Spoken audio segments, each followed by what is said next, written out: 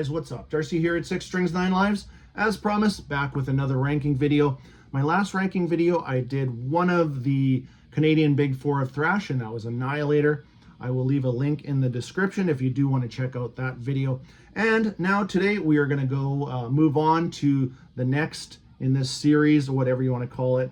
But we're going to take a look at all 9 studio albums from Razor, and eventually we will get to Voivod, doing a Voivod ranking, and Sacrifice.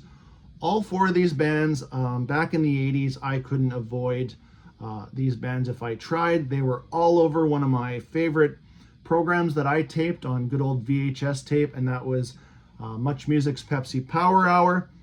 And yeah, just kind of the foundation of the Canadian thrash.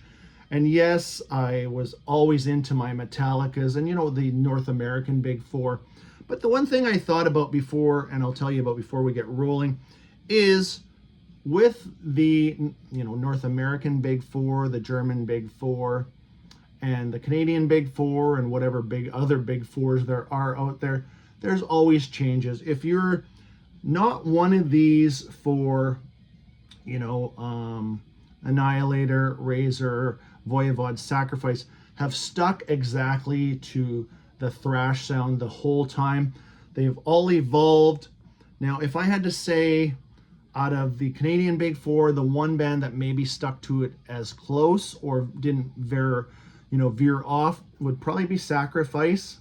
You know, let me know in the comments. And then, you know, kind of like a similar band in the North American Big Four, and that would be Slayer. That would be my answer to, you know, kind of not veering off or getting off, you know, trying, you know, different styles or going way off, changing your sound completely.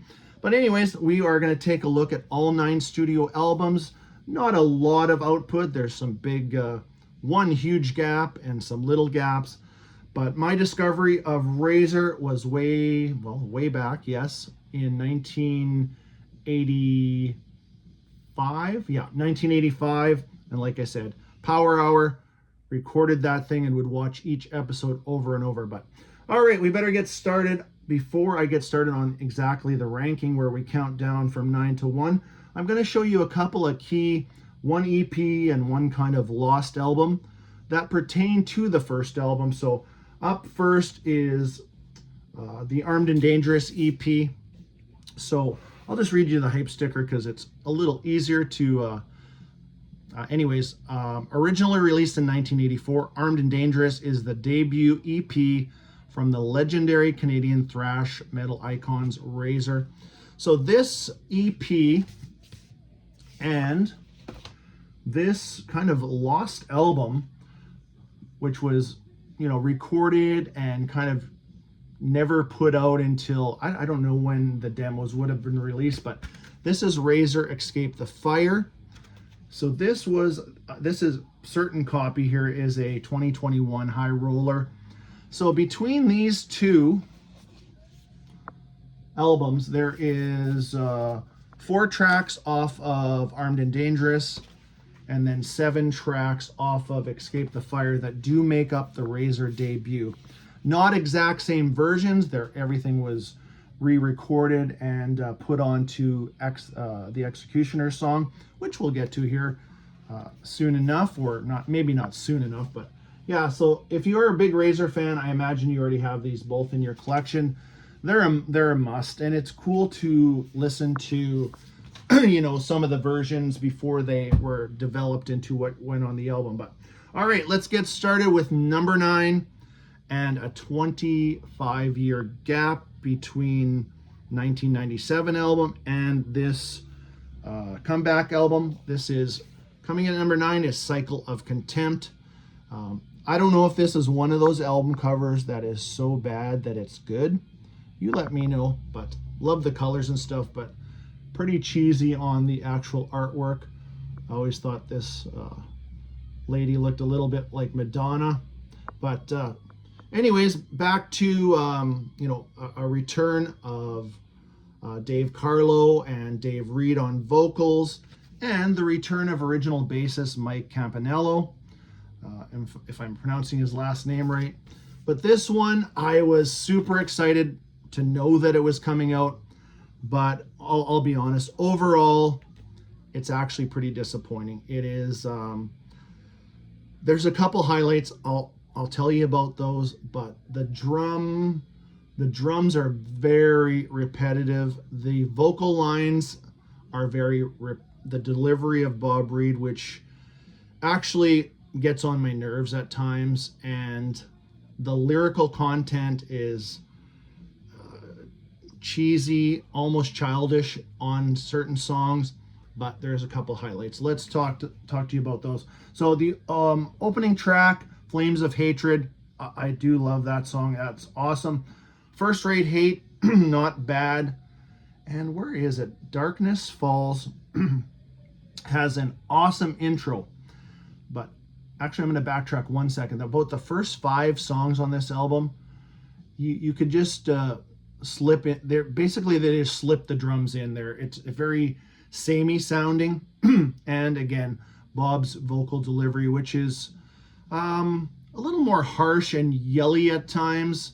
But I do like some Bob Reed stuff, and we'll get to it. But yeah, Darkness Falls, the start of that song is awesome, and then it kind of just goes back into similar sounds of what's already on this album. But there's number 9, Cycle of Contempt. And you know, I don't know if there is another Razor album in these guys. I can't imagine that they make a lot of money at this stage and touring, and yeah, so let's move on. Number 8. So before that, excuse me, before that big gap, there was a album. Before the 25-year gap, we got to backtrack all the way to 1997. So coming in at number 8 is Decibels. This is, I don't know if this is the actual reworked artwork, but this is a recent High Roller reissue that I absolutely wanted to get into my collection. Being a big Razor fan, I thought, you know what, I have to have it. And I never owned this on CD back in the day. I think originally released on Fringe, maybe, if I'm not mistaken. So this is their 8th studio album, coming in at number 8. And like I said, the 6-year gap. There is a couple of... Didn't they do a couple Yes. They re-recorded a couple of songs. I think one was off Malicious Intent and one was off of maybe the debut. But Rebel Onslaught, they had a 1997 version on here. Instant Death with Bob Reed on vocals for both of those. Not bad, but a couple other tracks. Yeah, this is one of those cases where they have an album title track on this album from an album that came out years ago. So there's a track on here called Open Hostility, which is the title of their 1991 album. Yeah, or 1991. Then there's a little bit of cheese on here. There's a song called Goof Soup, The Game. I would put some of these later albums kind of in that lyrically challenged category, which I don't mind some of that, but some of it is just, I don't know, it's bad. It's just bad. But the riffs and things like that, Dave Carlo usually, for the most part, has a wicked guitar tone, which I enjoy. But yeah, like I said, when they lost Stace McLaren, or Sheepdog as he's known, they also lost a pretty good lyricist too. So anyways, there's number 8. Only 8 albums to go through, so we'll just stretch this one out a little bit. Coming in at number 7, this is their first to feature Bob Reed, 1990s Shotgun Justice. So this is the spot where, maybe long time, or maybe this was your first Razor album and you have it a lot higher, which I would totally understand. But this also might be the spot where people say, oh, you don't have those a little bit higher. No, and, I do my best with Bob Reed on vocals. And I say that in the nicest way possible, but I'm definitely a Sheepdog fan, and you will see that by the end of this video, that's for sure. But so this is the first with Bob Reed on vocals, and this is the last to feature Adam Carlo on bass, who took over, well, I think he was on 2 or 3 albums, so that's Dave's brother. Now there's some good stuff on it. These kind of 90s Bob Reed stuff, they grew on me a little bit over the years, one more than the other, but tracks to check out. And there's some stuff, like I said, the lyrically challenged stuff. There's a lot of let's punch people out, let's drink some beer type of shit like that. But there is some good tracks too, and I'd say a couple highlights here on this one would be Meaning of Pain. Definitely check that one out too. And the last track I really enjoy, The Pugilist. So there is number 7, Shotgun Justice. And coming in at number 6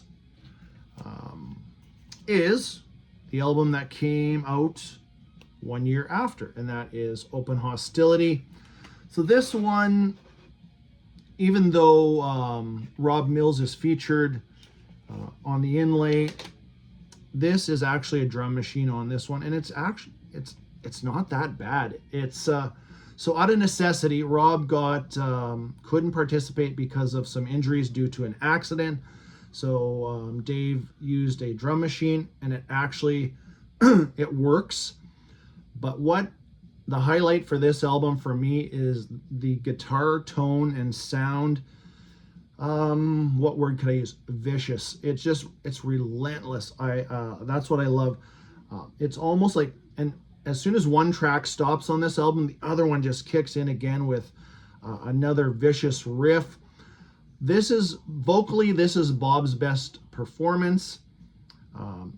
Overall, Dave Carlo does most of 98% of the writing. Bob does chip in with some lyrics here and there, which his lyrics are actually quite a bit better than Dave's overall. But what else can I tell you about this one?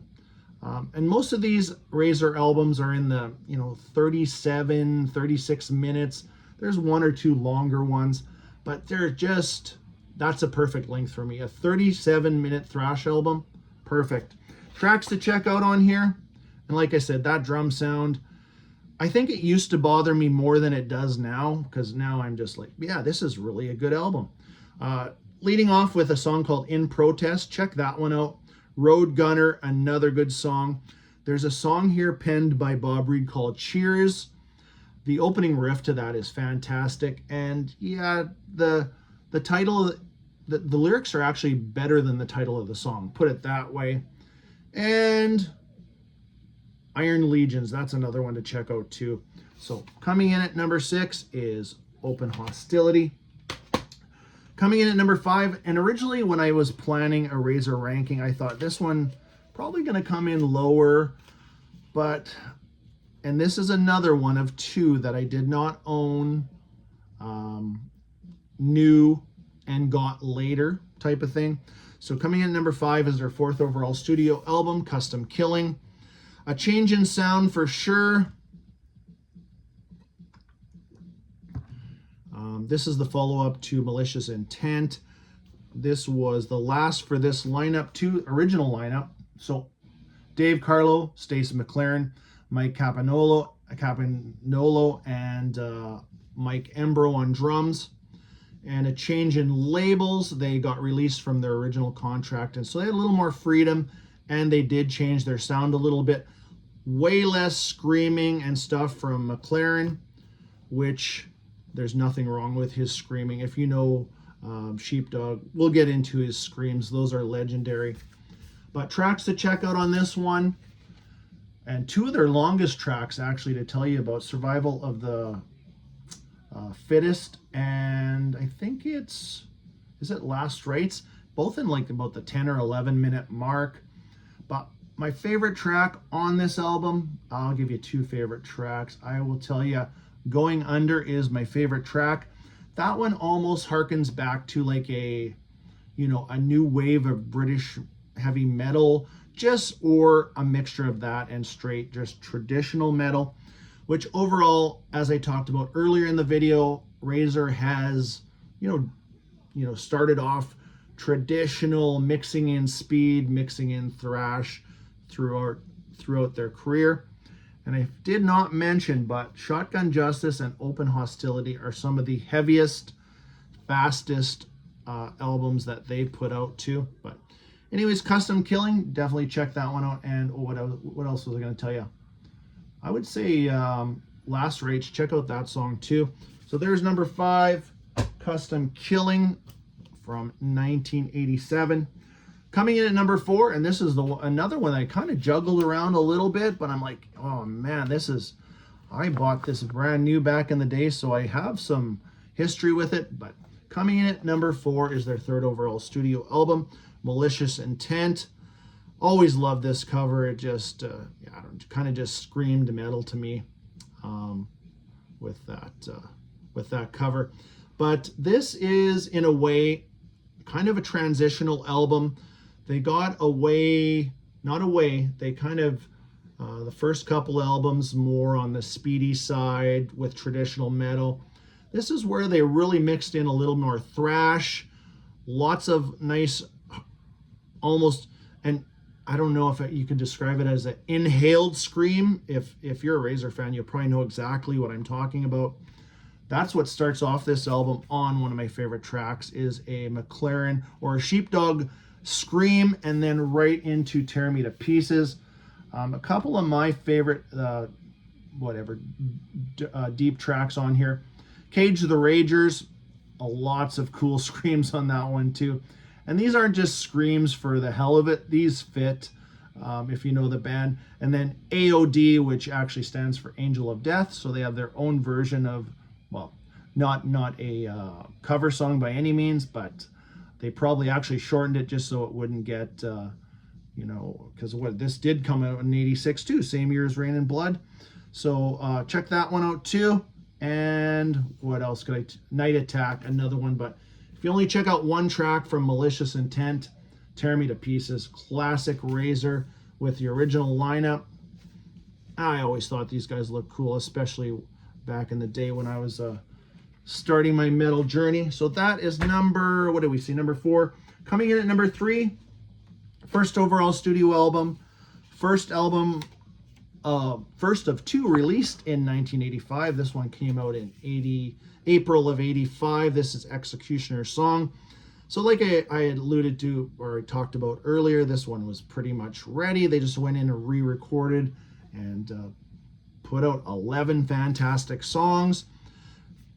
11 tracks. Some of these have 12 tracks, but running at 37 minutes. So there's a lot of shorter songs, but how much more metal can you get than that? Photo. Some of my favorite Razor songs are on this album. For sure, Distant Thunder. Check that one out. And that is more of what I talked about on the traditional side, mixed in with a little bit of speed. There's lots of thrashy moments on here too. And the last track on here, The End, it's only 2 minutes and 2 seconds. I literally listened to that one about 5 times in a row. I love the lyrics. I love the vocals. It's just an awesome track.